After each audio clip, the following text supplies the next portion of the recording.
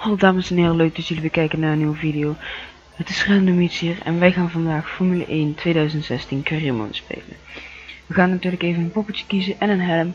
Ik ga hier voor de witte met rode helm, zoals die ik nu aan het maken ben hier. Kiezen wij gewoon voor het Nederlands. De Nederlandse vlag natuurlijk. Ik dacht ik kies de trui van nummer 16, want dat heb ik meestal in racing spellen en ik dacht ik doe het nu ook weer gewoon. Nou, ik vul even gewoon de naam in. En dan gaan we nu het team kiezen. Nou, ik zat eerst te twijfelen tussen Renault en Sauber.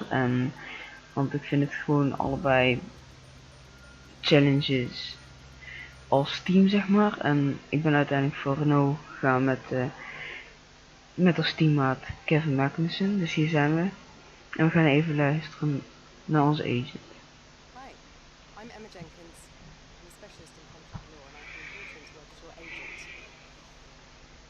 I'll be working to get you the best deal in the boardroom, which means you need to do the best possible job out there on the circuit. When you get new contract offers, either from new teams or an amendment to your existing offer, it'll come through me. I'll also keep you up to date on discussions behind the scenes to change your terms, or any specific goals that the team has set for you. If a contract offer does come through, I'll present to you the available offers and then you can make the call. I assume that all sounds fine. Well then, good luck this season, and I'll catch you later. Nou, hier zie je al we het contract hebben. Bla bla bla bla. Nou, dan neem ik jullie mee naar de eerste practice session.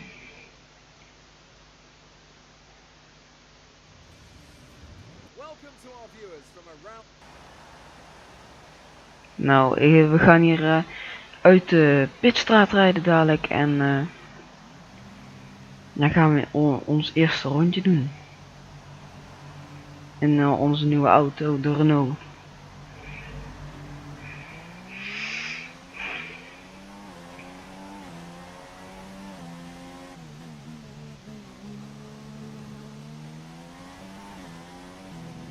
Dus hier zie je dat we het rechtstuk opkomen voor uiteindelijk onze eerste ronde. Want de andere... Dus nu gaan we de eerste practice program doen. Je hebt namelijk verschillende practice programs. Je hebt de track, wat ik nu aan het doen ben, track acquisition of zoiets. Je hebt tire management. En je hebt qualifying pace. En je kan resource points verdienen als je ze allemaal hebt gedaan. En daarna kan je uiteindelijk je auto beter gaan maken. Daarom zijn deze practice sessions heel handig, zeg maar. En ja.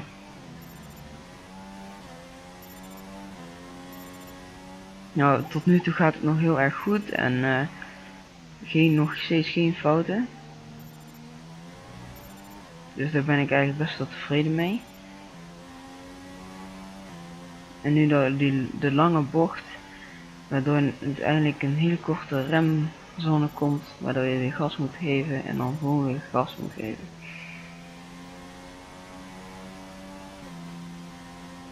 Dan zitten we nu bijna in de laatste bocht alweer.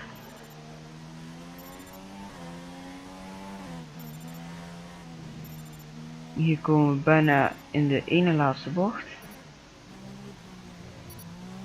Die bocht ging niet zo goed. En hier komen het rechte stuk weer op met DRS. Een beetje daar het gras op.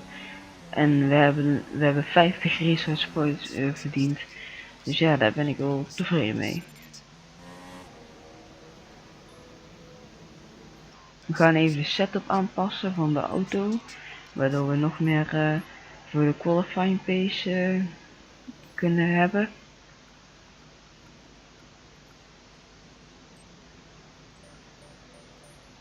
En dan doen we weer hetzelfde. En ik hoop dat het heel goed gaat. Zo, als het net goed gaat, dan moet het sowieso wel een goede tijd worden, denk ik. We moeten wachten op de manner.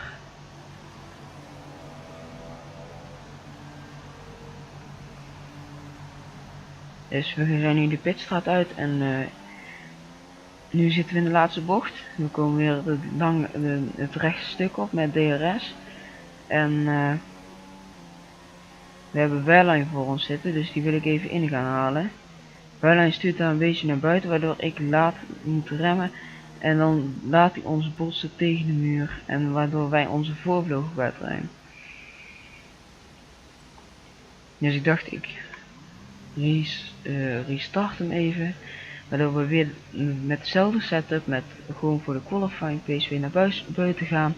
En dat we daar gewoon weer hetzelfde kunnen doen. Maar ik hoop nog niet dat Wehrlein weer in de bus zit. En daar is die weer. Daar is weer die Wehrlein. Nu zit hij eenmaal achter ons. Dus hopelijk gaat er nu niks fout. Nou, we zitten hier nu in de eerste bocht. We komen goed erdoor. En het ging eigenlijk, het was best wel een goed rondje. Naar mijn gevoel. Dus. Dan remmen we een beetje laat. En dan schieten we hier net. Gaan we te wijd. Waardoor we bijna de achterkant kwijtraken. Maar we hebben alles nog onder controle. We hebben alleen een slechtere tijd neergezet dan dat ze verwachten en zo.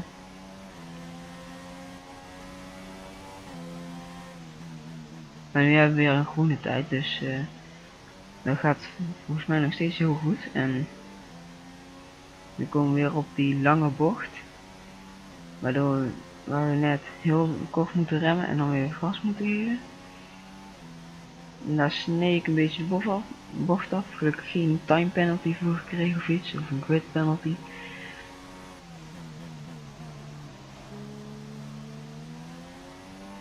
Nou, dan zijn we weer bijna aan het eind van het rondje.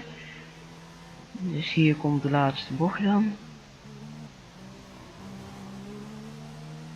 De laatste bocht voor het rechte stuk met DRS natuurlijk open. En dan zitten we nu op het rechte stuk. En dat is goed voor weer 50 resource points. Daar ben ik heel tevreden mee. Dan zitten we weer op het einde van het tire management volgens mij.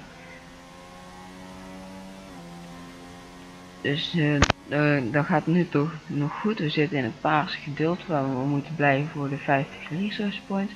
Alleen nu gaan we van de baan af en dan proberen we hem onder de controle te houden. Maar onze achterband is volgens mij weggegaan. Waardoor we net onze voorband nog raakten. We zullen eerder even moeten kijken in de replay.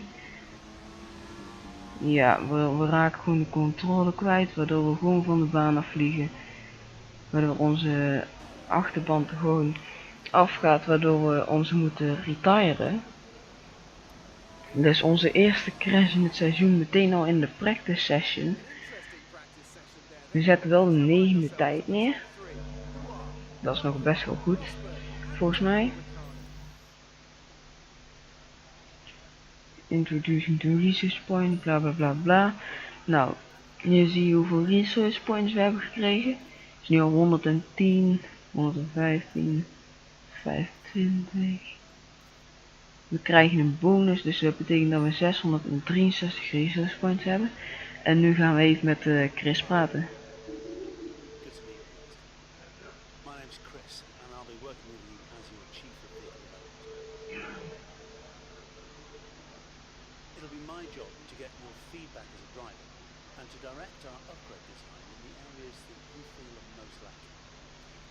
At each Grand Prix, we can run a series of practice programs and log the performance of the car as you drive it over to it. This gives us data that we can utilize to develop various performance improvements. In order for me to know which upgrades to prioritize, I'll need you to select a development area that you'd like us to focus on. And you can do that in the R&D section of the laptop. Anyway, that's all for now, but I'll keep you up to date, okay? I'll see you soon. Nou, daar gaat Chris weer. En Chris is onze R&D manager, dus hier zie je wat we allemaal kunnen upgraden aan de auto. Onze motor, fuel en efficiency, chassis weight, Maar ik dacht, we gaan eerst even voor de engine en daarna voor de drag. Maar ik weet niet of dat we dat nog kunnen redden. Dus dan in de tweede practice session gaan we weer de tire management program proberen. Wat volgens mij, wat ik nog ervan af weet, wat niet zo goed lukte.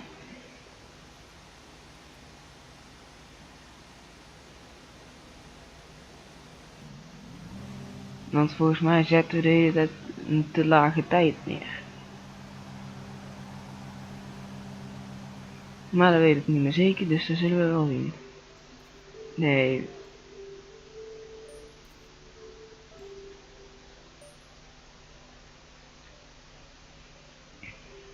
Hey, looks like you've got a bit of rivalry going on out there. This is good. Gets people talking about you. Just make sure you outperform them, okay? Nou, bij elke race wordt er een rival bekend gemaakt. En die moet je eigenlijk proberen te verslaan en dan krijg je zeg maar meer fans. En je eerste is altijd je teammaat. Nou, hier zijn we dan met de qualifying. Just wanted to let you know what the team are hoping for in the race. En we moeten 17e of hoger zijn en we moeten onze teammaat verslaan. Maar ik heb het idee dat dat wel gaat lukken. Dus dan gaan we nu naar qualifying.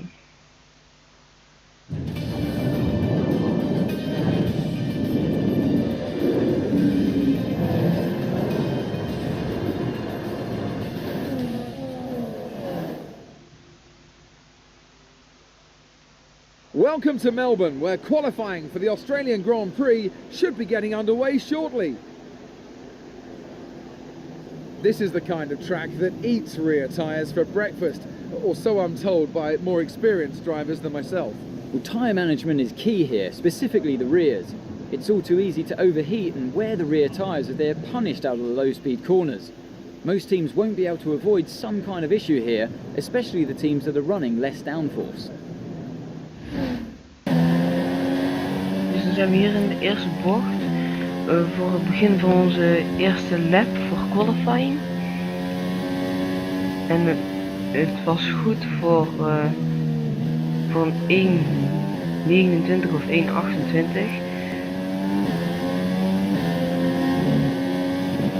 En gaan we daar een beetje te wijd.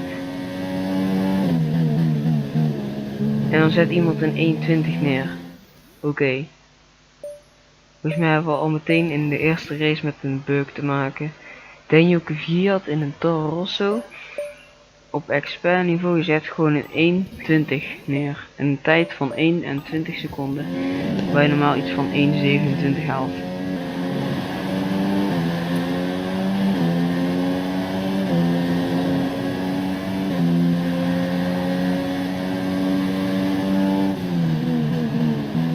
Maar ja, de tijd was nog in Q3, dus het was eigenlijk best wel een nadeel voor hem.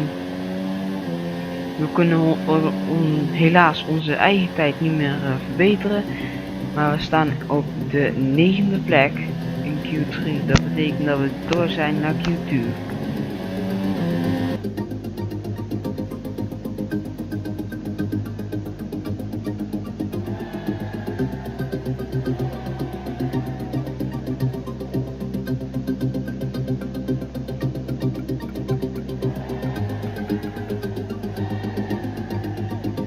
Nou, ik vind het nog steeds raar dat Daniel Kvyat eigenlijk een 1.20 haalt. En dat Jensen Butler met een 1.28 eigenlijk met gemak moet doorgaan. Nou, we zijn hier weer in de laatste bocht. We komen het rechte stuk op en waar is onze tijd goed voor? Het is voor wel een verbetering op onze andere tijd, een 1.29.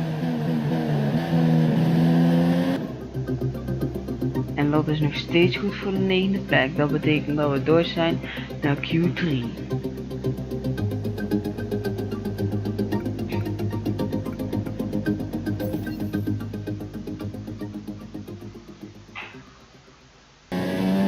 Nou komen we het rechte stuk weer op. En waar zal onze tijd goed voor zijn? Dus onze tijd is goed voor 1.32 helaas. Omdat ik ergens was ik van de baan afgegleden of zo. Ik weet niet precies waar. Maar je ziet al dat we hem flink verbeteren. Als we nog een keer het rechte stuk opkomen, we zijn sowieso 2 seconden voor op onze andere tijd. En dat betekent dat we een 1.29 weer neerzetten.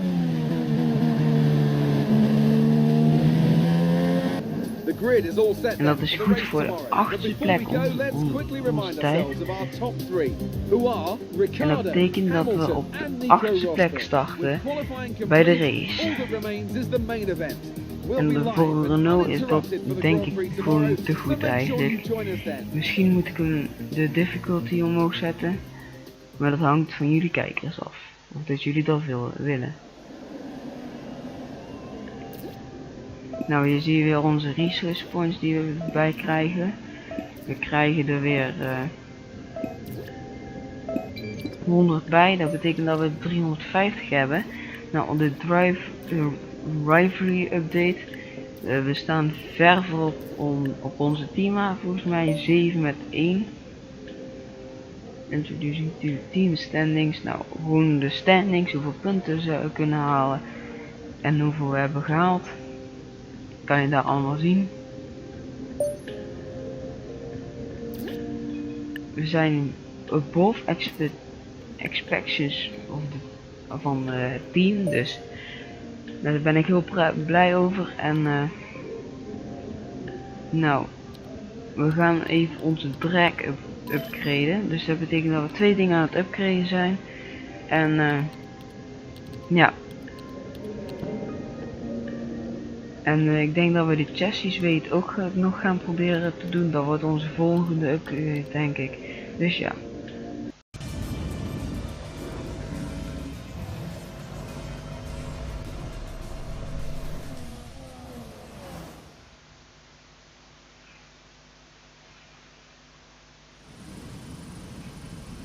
The atmosphere is heavy with expectation and anticipation, and bearing the weight of that burden today is a place we know very well indeed.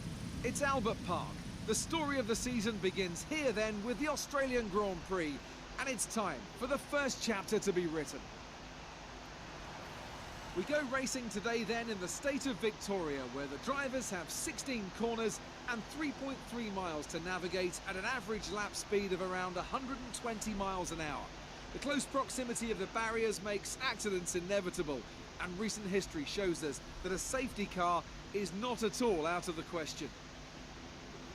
I'm joined today in the commentary box, as I will be throughout this season, by a great racing driver, former F1 competitor, man who was world champion once upon a time as well, and an all-round top chap. It's the one and only Anthony Davidson. And tell me, here we are, first Grand Prix of the season, the first time racing these cars. So what are the big questions that need to be answered here, in your view? First of all, Crofty, and thanks for the glowing introduction. I just want to say it's a real privilege to be here, and I can't wait to see what this competitive field has in store for us this season. Now, to answer your question, obviously there's the question of performance in race trim, but really this is going to be all about reliability. It's the first Grand Prix of the season, don't forget. You're pushing all your new components to their limits. Formula 1 cars are full of very sophisticated but also very sensitive technology. So the most important thing today is to get to the end of the race, keep everything in good condition and try to stay out of trouble while you're at it. You're above where we expected on the grid. Be careful not to lose places, as there will be faster cars around you. We're almost ready to go then, and this is what the starting grid looks like for today's race. Daniel Ricciardo starts from pole position today, and Lewis Hamilton completes the front row. Looking down the rest of the grid, we have Rosberg, Verstappen, Sebastian Vettel, and Raikkonen, Bottas, and Renault, Alonso, and Daniel Kvyat, Perez, Sainz, Felipe Massa, and Grosjean, Button, Hulkenberg, Esteban Gutierrez, and Felipe Nasser, Magnussen, and Wehrlein, Rio Haryanto, and Marcus Ericsson rounds off the grid. And now it's time to head down to the track. Nou, we zijn hier aangekomen bij de race en we gaan even onze strategie kiezen. Ik denk, ik ga hem eventjes een beetje veranderen. En zoals je nu ziet, en Ik dacht misschien kunnen we 2 keer stops doen, of misschien toch niet.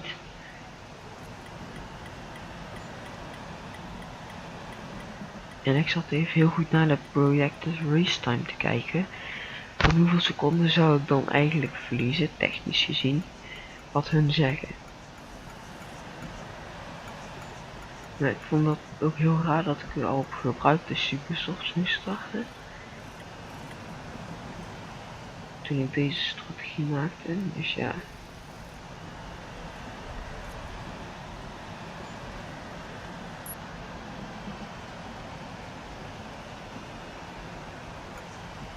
Kijk, de car setting nog even een beetje aan veranderen.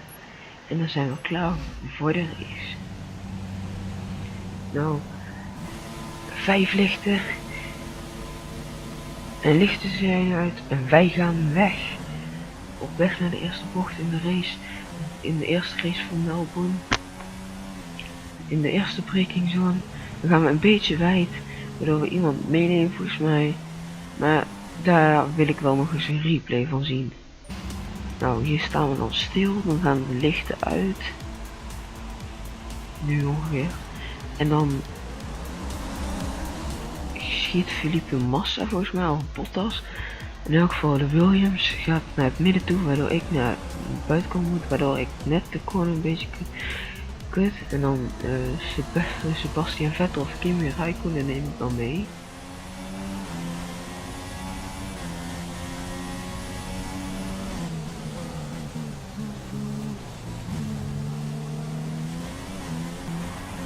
En dan hebben we hier de eerste pitstop in lap 4, aangezien we een gebroken voorvleugel hadden.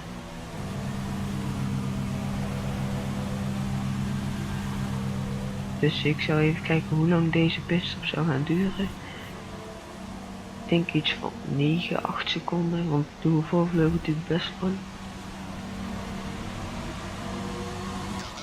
En ja, 8,7 seconden, dus ja. Niet een van de snelste pitstop, maar ja, een vleugel vervangen duurt tijd.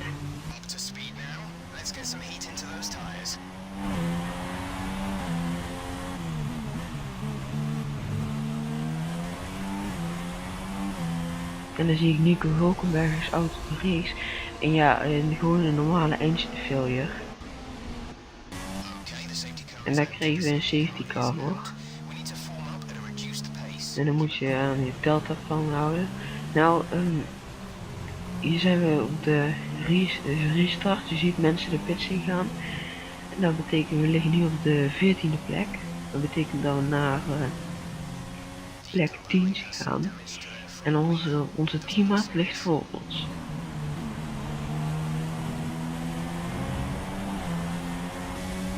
Nou, hier komt het moment dat ik hem probeerde voorbij te gaan. Een beetje, ja, hij zit al achter ons. Maar we gingen daar een beetje wijd, waardoor onze teammaat eigenlijk geen ruimte meer had. Dus dat was een van de foutjes daar.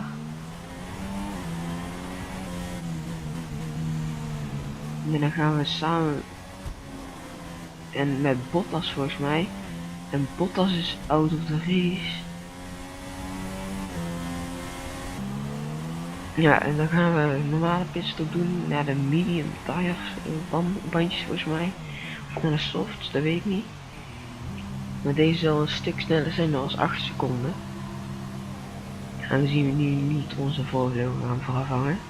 Naar de medium bandjes gaan we. En dat was in 2 seconden. Niet slecht moet ik zeggen, niet slecht.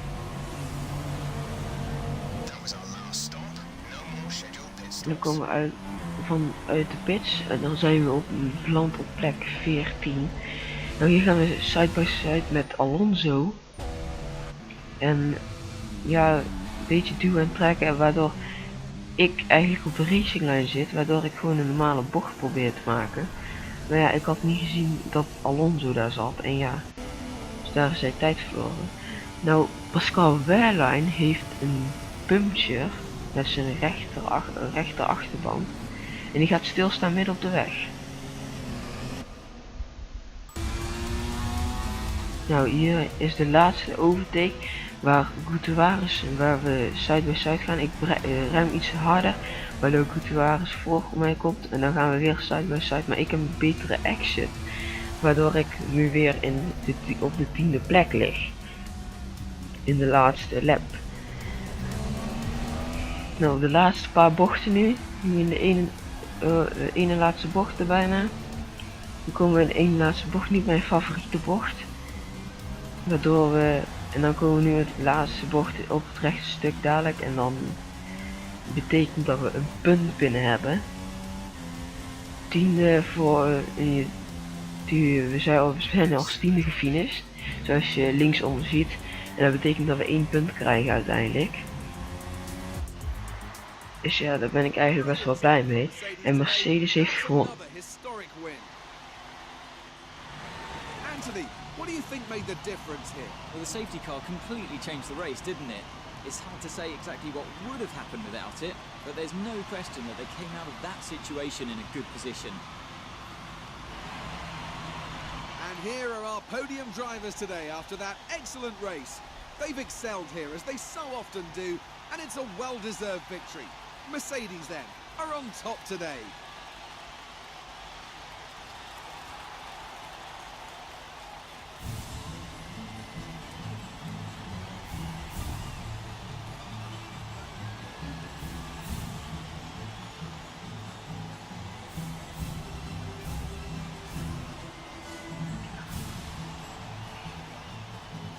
And now let's take a look at the driver's standings. Nico Rosberg takes over the lead of the Drivers' Championship. Nou, Nico Rosberg is op het podium met 2 Red Bulls ook samen op het podium, dus Daniel Ricciardo en Max Verstappen.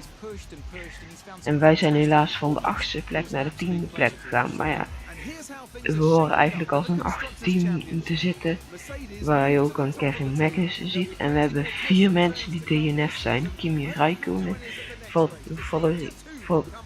Bottas, Alonso en Hulkenberg. Of Button. And after this round of the World Championship, here's how things look in the drivers' table. Nico Rosberg takes over the lead of the Drivers' Championship after that excellent result. Dit was in elk geval het einde van de race. Hier zie je nog de driver standings, we staan nu 10e. Dus, en ja, onze teammaat staat 17e. Ja, wij staan 7e in de Constructors Championship, aangezien we 1 punt hebben en de rest heeft nog 0 punten. En dan gaan we nu even weer terug naar Chris, kijken waar we kunnen upgraden. En onze basis eigenlijk.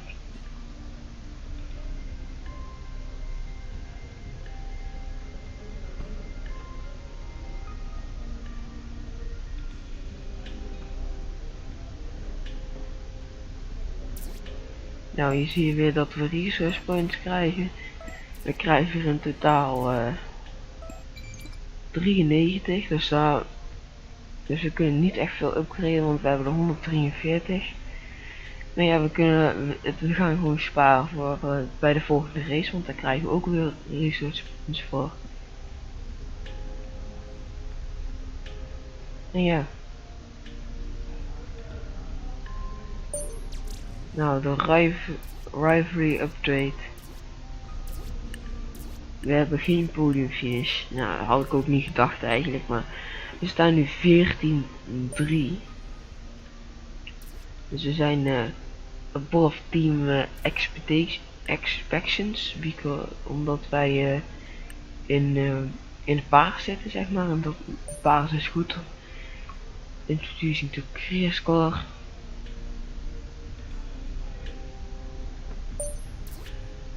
Nou, career score krijgen we 1750 punten, 2900, 2100.